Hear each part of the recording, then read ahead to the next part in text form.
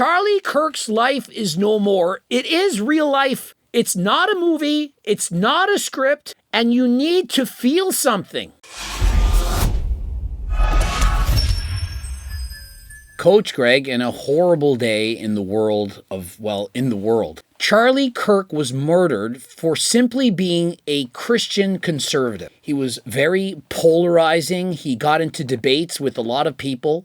Some people loved this guy. Others hated him. Now, whether you agreed with him, disagreed with him, that doesn't matter. It's irrelevant. We're all human beings. And so what we have to understand is that this is not okay. I personally think that the world has been desensitized. Like, people don't care. They've been trained to think that violence is not that big a deal. And following violence, people are quick to go into the comment sections and make fun of them or say they deserved it or that they're happy about something. Like, can't people put themselves in other people's shoes? Imagine what it's like for his family, his kids, his loved ones, his friends, or anyone for that matter. And so this is beyond awful. Like, I don't have words. And this happened a few days after that incident in the subway. The things that man did to her neck, and she passed away perhaps a minute later, that it was racially motivated. The fact that the news only covers certain stories depending on the narrative that wants to be pushed. If it's a certain type of person or a certain color of skin, there's going to be one narrative. And if it's another color of skin, a different narrative. We're all the same inside. I don't care if you're black or you're white or you're brown or you're green or you're blue, if you're male or you're female or you're transgendered, if you're gay, if you're straight or whatever. Like, how does it matter? We're all people and murder is wrong. Now, perhaps I get demonetized for saying the word murder. If you're a kid, you're watching this video, you shouldn't end somebody's life. It's not okay. It's not cool. It's not funny. It's not something to brag about. It's bad. And if no one taught you that, then I'm sorry, you were not raised properly. And so me and my friends are talking about this. I'm going to read one response. Brother, I'm so fucking upset. I don't know what to do with myself. Like visceral fucking rage. I loved Charlie Kirk. He was murdered simply for being a Christian conservative. My sister called me sobbing hysterically. It is beyond awful. That summarized exactly how he feels, how I feel, and how many of the people around the world are feeling. But some people don't care. What is wrong with you? We're so desensitized at this point that some people actually are into it. They love it. It's kind of like the car accident that you can't look away from. And so I was watching every video talking about this. It's completely got me upset. It's just demoralized. And I don't see it getting any better. I don't think we've hit rock bottom where there will be a paradigm shift in thinking where people will finally realize that we don't need to all hate each other, that we're allowed to think differently, and that that's okay. And so Sean Strickland, the UFC fighter, of all people, he really puts it into perspective. I want us to see what he's saying and understand that this is how many people are feeling. I'm on Twitter and somebody says, hey, did you hear that Charlie Kirk got shot? And my gut reaction was like, no, I fucking didn't, but I'm excited. Like, I felt this little dopamine spike in me where I'm like, dude, I want to see the video. And then I seen the video real bad, but I still kind of excited from it. Like, oh shit, like I could feel like my muscles tensing. And the reason for that is because we've been desensitized by social media, by movies, by video games, and we almost think that this is normal. I mean, think of it. The president of the United States was almost unalived, shot in his ear. I mean, that's literally inches away from death. And it's almost as if it never happened. Like, we don't even hardly talk about it. But people now, they're playing video games, they're shooting people up, they're acting cool, they're seeing things they shouldn't be seeing at a very young age. They have access to corn at such an early age. There are so many simps in the world. Dating is a mess, and masculinity is on the attack. And so, where are we to go? What are we to think? What are we to do? And then you start thinking, man, like, how the fuck did I become such a sociopath? Like, how am I so disattached from human beings? When people walk down the street, I don't even see people. I just see potential threats and problems. And so he's saying, isn't it crazy how we're literally now sociopaths? Like, we don't care.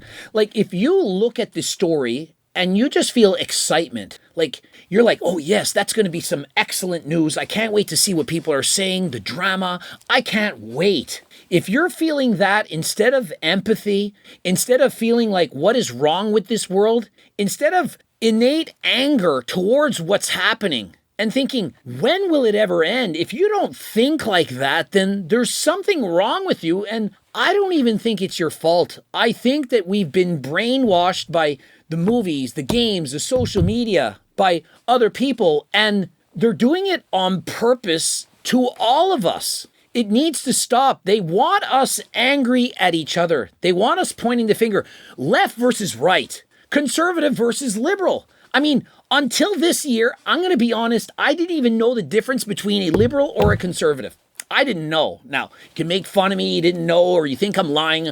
I did not know. But in the last several years, I essentially stopped watching television. I started reading books and was finally waking up to the truth that the world is a mess, that I was blinded by never being told the truth. Y'all think that we had to wear a mask. You all think it? You still do, perhaps. Really? Why?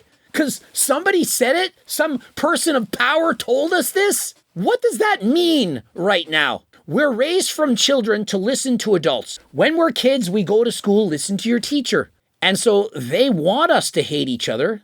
They want us to point the finger at each other so that the other people who are controlling the world can do what they want. Now, who knows who pulled the trigger? I don't know. Is the person black or is the person white? My personal opinion is it doesn't matter. Were they on the left or on the right? I wouldn't have thought it mattered, but it does matter. Because where does it end? If it's someone on the left, or let's say we find out it was racially motivated, or someone on the left, whatever, what then happens? Retaliation. Oh, you did that? We're going to get you back. This is the world that we're talking about. Innocent people. And it doesn't seem to stop. The hate that people have for each other, I can't believe it. Like, I literally can't. But yet, at this point, it's happening. Like, literally, when that woman was attacked in the subway, I thought, the guy just has mental illness. I didn't think it was racially motivated. I thought we have some form of a psychopath. He has mental illness and wrong place, wrong time. That's what I thought. Then I did some research. Turns out racially motivated. And then it doesn't even make the news. And so people are thinking,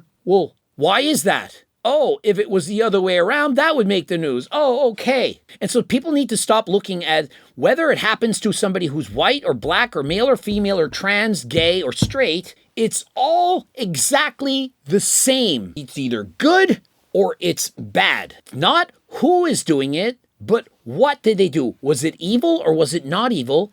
And report it equally. If people continue to do this, it's going to get worse. One race is going to say, hey, you're picking on us all the time, and so we're disliking you. And that will bring the divide yet again. People will start pointing back the finger and start fighting even more. And so racism, which was even stronger than last time years ago, it will come back with a vengeance. It will get worse. Whether it's the color of your skin, or your race, or your sexual orientation, or your political views, your religious beliefs, they'll find anything to divide us. And I just watched a man get murdered, and that was exciting.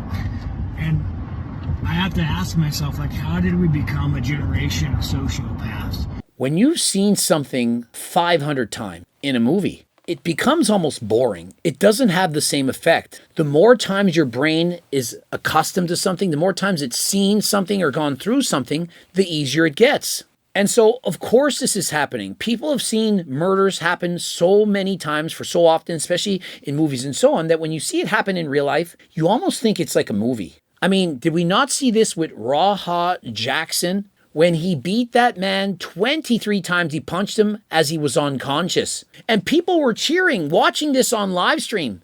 Do they not understand that this is not a movie, that it is real life? Charlie Kirk's life is no more. It is real life. It's not a movie. It's not a script. And you need to feel something. And then I think about the 90s, and I think about the early 2000s, and I think about the Second Iraq War. And I think about how the government linked up with video games to make Call of Duty. And we would stay up until fucking all hours of the night with our friends shooting each other. Guns are cool, war is cool. Exactly. Guns are cool, wars are cool, Call of Duty, video games. People play them day after day and they're desensitized. Listen to the friggin' filth of music that we listen to. And I'm also to blame. I love this music. The music we like is for degenerates. Racial slurs, everything, no holds barred. This is the music that we listen to. And we wonder why we're all messed up. Think of what we watch and what we listen to on a day-to-day basis, and how could it not affect us? Slowly, they've just manipulated us to be sociopathic consumers, and the only thing we want is stuff and things. And it's so sad that we let these people ruin America, and it's like... Exactly. We've been manipulated. We've been altered. It's not even our fault, but we need to now realize that we have to do something about it. It's time to wake up, and you need to do something about it. You can't just say, no, I'll let them do it. It ain't affecting me. It's affecting all of us. Taking the soul from us. They took God from us. They've taken everything from us. And we're just mindless, sociopathic consumers. I don't know how to fix it, but... Mindless, sociopathic consumers. That is what we are. Now, I'm not saying it's your fault, but now that you're aware of it, you need to bring about change. You can't keep saying, hey, I didn't know any better. You know better now. Because I'm being told that by coming here and listening to you speak that I'm either a racist or a fascist or against the LGBT. And isn't fascism when someone doesn't agree with your beliefs and your views and they want it either your way or the highway? Yeah, the people that defriended you on Instagram, they're the fascists. So I do not have hate for a group. How could I hate that which I have a heart for? Thank you. And I might not agree at that for some of the lifestyle choices that some people make, but of course not. And if someone said, Charlie, what's your view on marriage? I say, I believe marriage is between one man and one woman. But if you ask me, what do I have hate in my heart for somebody that doesn't choose the lifestyle that I believe that God laid out in the scriptures? Of course not. Yes, I was told that Turning Point USA is against LGBTQ. Well, you could be told a lot of different things. I know, it's all both. I rest my case. Thank you so much. God bless you, Charlie.